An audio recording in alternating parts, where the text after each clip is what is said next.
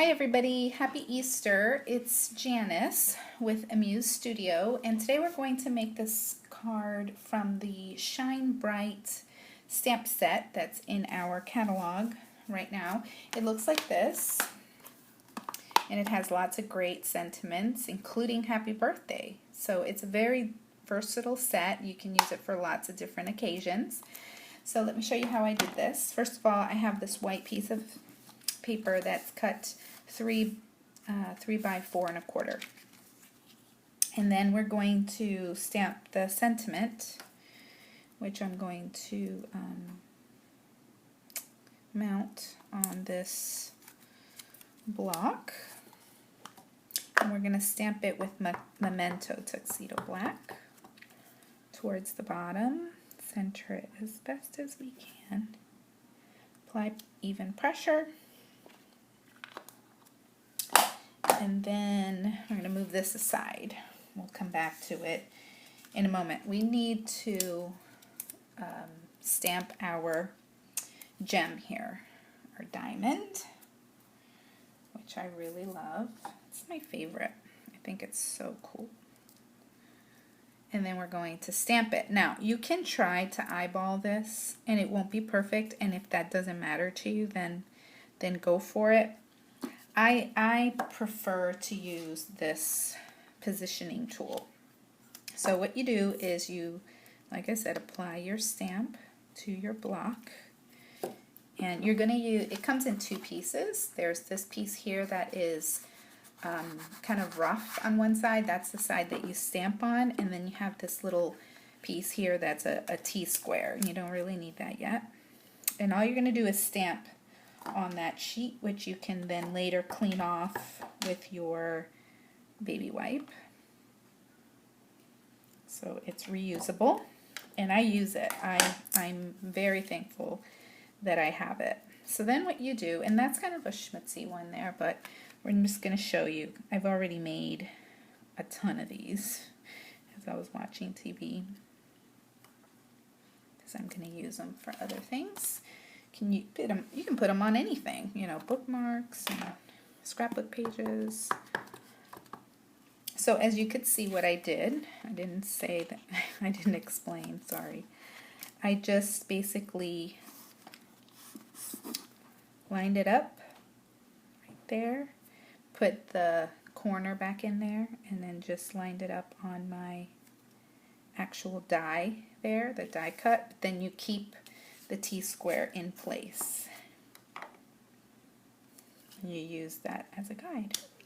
Okay, and you get perfect alignment every time. And then what I did was with this cool, what's this called? Cool Shadow BG10 with the chisel tip, I just went ahead and I colored them in, not even worrying about the line or anything like that. This chisel tip is good for those images that you just need to color them in and, you know, get it done. Okay, but I've already got a bunch of them done. Love my Copics. I never knew that I was going to fall in love like this. So I'm going to be getting more of those as I earn them, let's just say. And then I'm going to take my blue cardstock and this white, and I'm going to, with this We Are Memory Keepers corner chomper on the 1/2 inch side, I'm just going to corner chomp opposite corners, and I'm going to do the same to the card, same sides.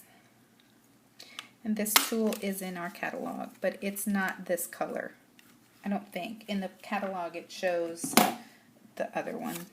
Doesn't matter, it does the same thing, but just in case, I just want you to know in the catalog it's not that color. And then we need to deal with our ribbon.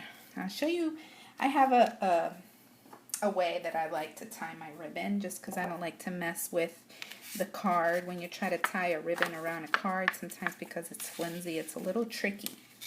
So what I do is I take my ribbon, and this is a Muse Studio ribbon. It's the satin ribbon, and this is the color called Poppy, which I'm gonna say right now I love. It's a coral color. And I'm gonna cut it. And all we're doing is tying a little knot. Just tie it like that and see how that, I like to take my knot and just kind of do this to it.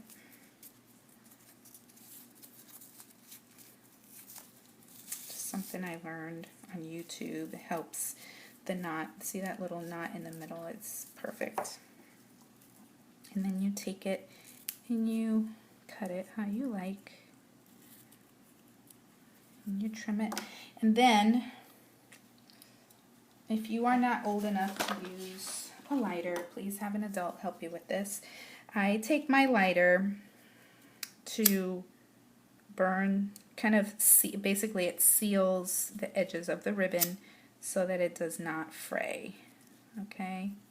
If you leave it too long, then it burns. Okay? So just a quick little thing. And then what I want to do, see, this won't fit right now. I mean, it will, but it's a ring. So what I do, since I like my ribbon to be over to the side, I cut it about here. Because what I'm going to do now is wrap it with some Scotch tape. And I want it to be closer to the top. And just tape it to the back. And I've been doing my ribbon like this for years. I just think it's easier than trying to tie it around the actual cardstock. Okay, and if it's not to where I like it, then I can, pick it up and move it. But I actually like it there. And then I also want to add a little glue dot to the back so that it sits right. So I'm just going to grab a little glue dot, and that way the ribbon will sit properly. Then I'm going to go ahead and attach my cardstock here.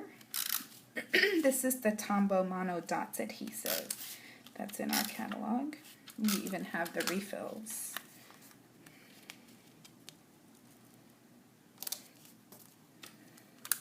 And a foam square adhesive. This is the Muse Studio. It comes in square, and you've got all these circles, different sizes. And just pop this guy up like that.